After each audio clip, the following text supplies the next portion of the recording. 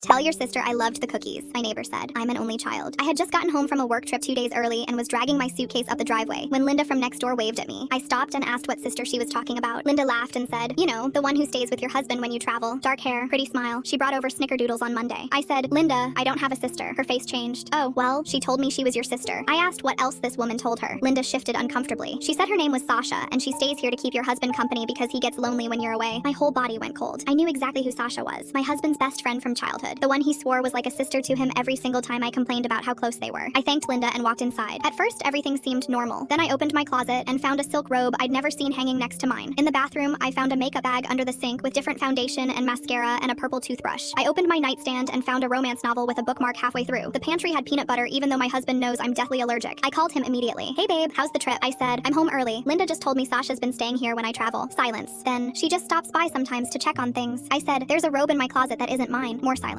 She must have left that by accident. I said, and a makeup bag, and a toothbrush, and a book on my nightstand, and peanut butter in my pantry. He started stammering. Okay, look, I can explain. I hung up and called Linda back. Linda, I need you to be completely honest with me. How often do you see this woman at my house? She got quiet. I don't want to cause problems between you two. I said, you won't. I just need the truth. She sighed. Honestly, almost every time you travel. She takes out your trash and waters your plants and waves at me from your porch like she lives here. I felt sick. What else? Linda paused for a long time. Last month, she had a dinner party, invited 3 couples from the street. Tom and I went. She introduced herself as the lady of the house and gave us a tour. My hands were shaking. She gave you a tour of my house? Linda said, she showed us the kitchen renovation and the backyard and your bedroom. Said she picked out the paint colors herself. I asked why she never told me any of this. She said, sweetheart, I assumed you knew. I thought you two had some kind of arrangement. I went upstairs and started really searching. In the guest room closet, I found dresses and jeans and sweaters in a size I haven't worn since high school. A jewelry box with earrings I'd never seen. A drawer full of underwear. In the garage, I found running shoes and a yoga mat. I stripped my bed and found long dark hair on my husband's pillow. I pulled up our home security app and scrolled back to my last work trip 2 weeks ago. Monday morning, my husband left for work. At 9, Sasha pulled into my driveway with a suitcase. She unlocked my front door with her own key. For 6 days, she lived in my house. I watched her make breakfast in my kitchen and sleep in my bed. I watched her answer my door when packages came and sign for them with my name. Thursday night, she threw the dinner party Linda mentioned. I watched her greet my neighbors and pour wine and laugh like this was her home and these were her friends. Friday evening, my husband came home and kissed her at the door like she was his wife. I watched them eat dinner together and go upstairs to my bedroom holding hands. I drove to his office and walked